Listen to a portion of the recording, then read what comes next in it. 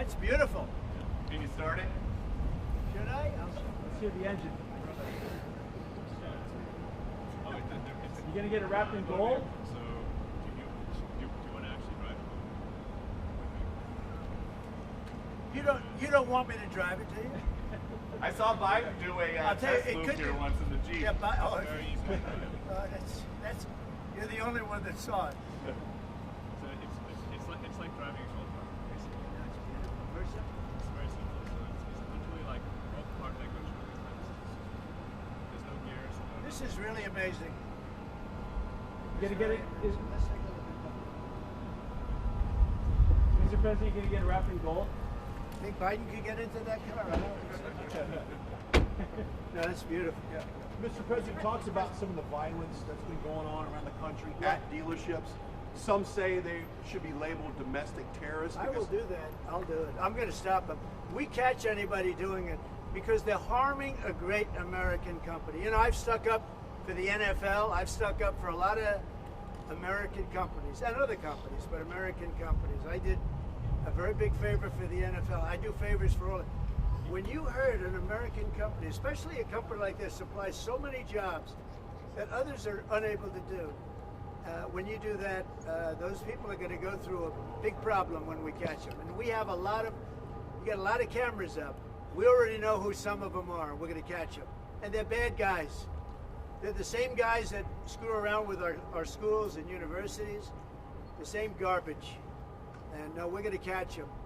And let me tell you, you do it to Tesla and you do it to any company, we're going to catch you and you're going to go through hell. Mr. President, what do you tell your CEOs comments tonight at the Business Roundtable, especially with the Well, I have a tariffs? roundtable to make in a little while. I just considered this much more important because I want to buy one of these. My whole staff is so excited because I told them they're going to safely use them, and they can't believe it. So Margot, wherever you are, Margot, she's going to use it. They're all going to be using it, and they're going to have a good time using it. And oh, there you are, Margot. Look at Margot's right there. What are you, a member of the press now? I think she's become a member of the press. Takes great pictures. What do you think of it, Margot? Do you like the idea? I love it. Okay, good. We're going to have fun. They're very happy. Mr. President, your comments the other day not ruling out a potential recession seem to rattle the stock markets. The Commerce Secretary said there wouldn't be one. Boom. Just so you know. Just specifically on the recession. Yeah. Do you I think there will be a recession? I don't see it at all. I think this country is going to boom. But as I said, I can do it the easy way or the hard way. The hard way to do it is exactly what I'm doing, but the results are going to be 20 times greater. Mr. President, And remember, Trump is always right. And what do you say to If Americans? you look at what I've said over the last 10 years, Trump has been right all the time. This is the way to do it. We're going to make America great again. You know, to make it great, you have to have jobs, you have to have factories, you have to have. I look at some of the things that, like this last administration, he was the worst president in the history of our country. Nothing was happening. Nothing. He had no idea what was going on. Our country went to hell. And then to allow millions of people to come in that are prisoners and mental institution patients and all of the things, gang members, drug lords, we're searching them all down now, trying to get them out of our country. And we're going to do that.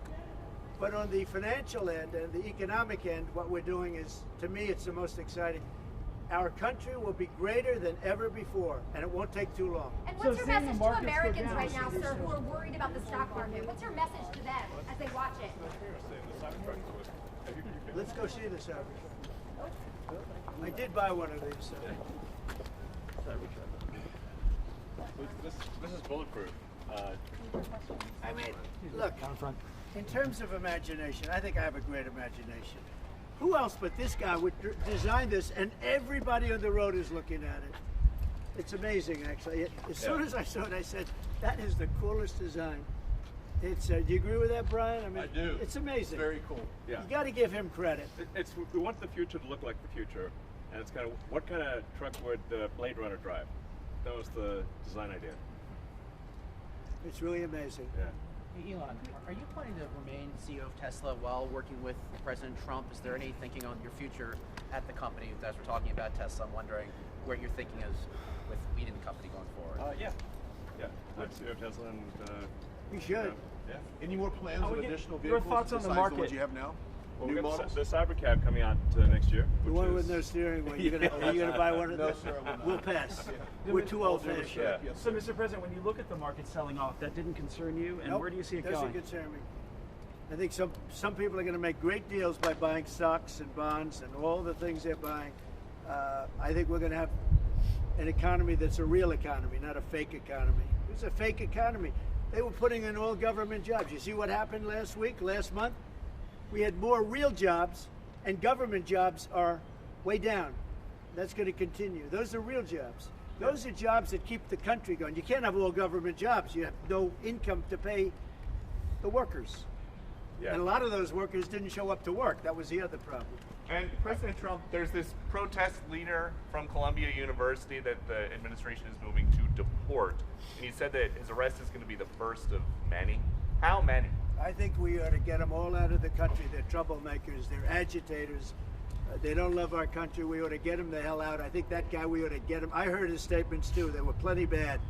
And I think we ought to get him the hell out of the country. I watched him. I watched tapes specifically. I watched tapes. And you can have them, okay? You can have them. And you can have the rest of them. Let them go to school. Let them learn. Columbia used to be a good school. Now it's been overrun because of bad leadership. That's what happens. Happens to countries, and it happens to universities, and it happens to companies. And I don't want it to happen to a guy that did nothing wrong. He did everything right because he did a great company. But what he did by coming into government to help government from years of abuse, from decades of abuse, and you see that when you look at Social Security, where you have 200-year-old people on the rolls of society. That's just, he uses the word care. People don't care. Everyone knows that.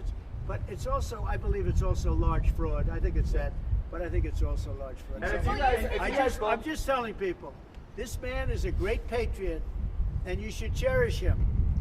You should cherish him. You know, I have a little statement. We have to take care of our high IQ people because we don't have too many of them. So, Mr. President, And we got to take care of them. And if you President, guys will you look at talk the to Social President Security Putin about- Administration and you guys are looking for fraud and waste and abuse, can you guarantee people who are concerned about an interruption to benefits that there will not be? Yes, we're going to be very careful with any interruption to benefits. In fact, only by tackling the waste and fraud in entitlements like Social Security, Medicare, can we actually preserve those programs for the future. Because with unchecked fraud and waste, we won't be able to afford them. The president's very dedicated to solving the budget deficit, which if we don't solve the budget deficit, we're going to go bankrupt as a country. If we go bankrupt as a country, there's no Social Security, there's no Medicare, there's no nothing. And to sort of echo what the president was saying, what really matters is moving people from jobs that are relatively low productivity in government to high productivity in the private sector, increasing the true output of products and services. That's the real economy. That's what actually enables Americans to have a higher standard of living, and that's what's happening. And that's, I think, you'll see the truth of that in the months to come. And we're going to make it really much stronger by taking people that don't exist or taking people that shouldn't be there out, by taking illegal aliens that are on Social Security or Medicaid and Medicare. By taking them out, we're making it much stronger. The country will be much stronger, but it's going to really be stronger economically. And when you look at what we're doing, I've been called by so many companies. Yesterday, as you know, I had a meeting with some of the biggest tech companies in the world. And all they're talking about, IBM was there. We had a lot of them. Michael Dell was there.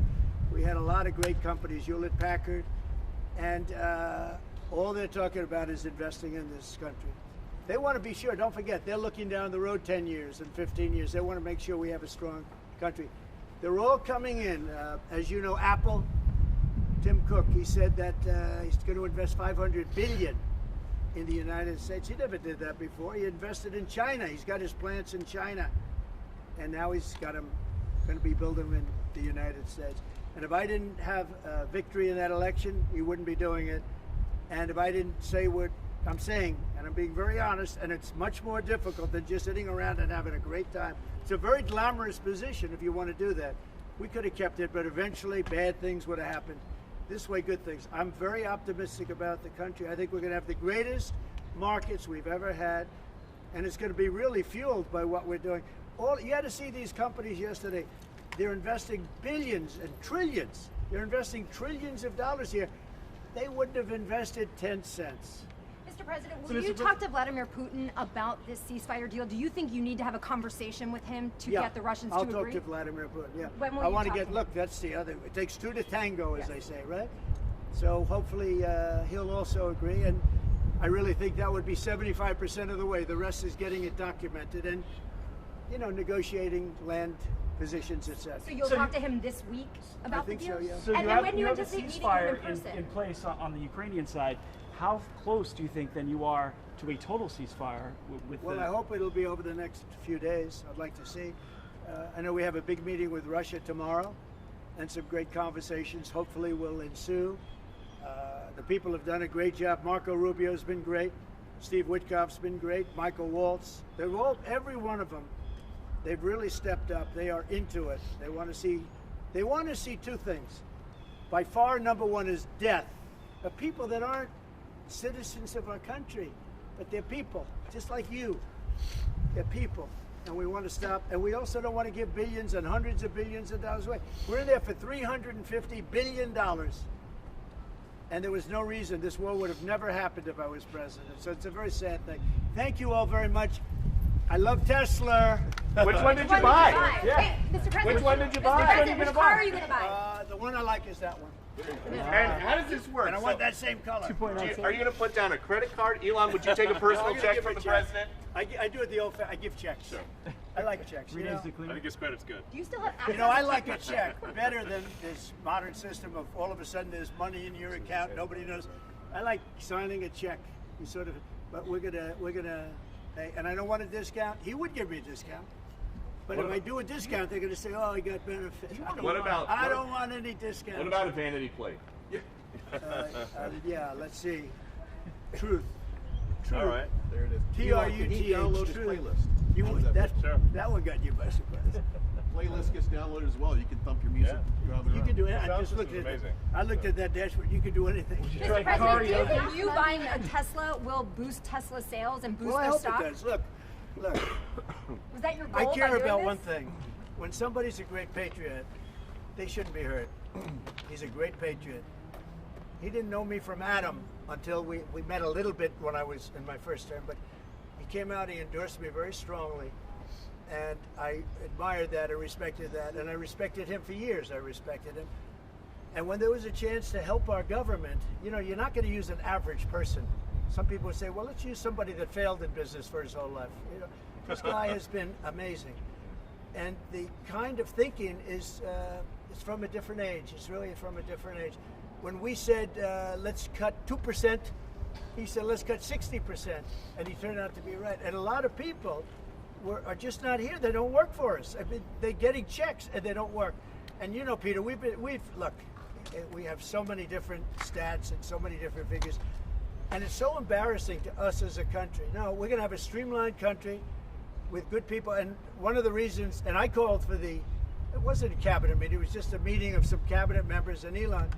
The one thing, and I think he agrees with me 100%, it's one thing to cut, but we want to cut the wrong people, meaning we want to cut people that aren't doing the job. We want to keep the right people. Absolutely. And I said, I don't want to just say we're going to cut 50%. I want to cut the people that aren't doing the job, the people that aren't there, the people that are scamming the system. And he agrees with that 100%. And are you sure you don't want to take a test drive? I'd love to do it. Maybe I'll do it some other time. Do you want Elon to keep working with you throughout your first term? I mean, is there going to be an end date for the two of you working together? I don't know. over the next You few know, I years? was thinking about that the other day. I think he'll know when it's time. Okay. Well, he doesn't want to stay around here. He has up to 130 although I days, think I he think. does like it. There's no place like the White House. Elon, Okay, so maybe would you want to stay? I don't think that. I think he wants to get the job done, get back to his businesses. That's what I think. I just want to. I'll stay as long as it's useful and productive, and if I can help the country, I'll stay and I do so. Okay. Thank you, everybody. Thanks, President Trump. Thank you, President Trump. Good-looking guy. Elon. Thank you, everybody. Thanks, guys. Thank you, everybody. Pulitzer Prize. It's nice, Susie, huh?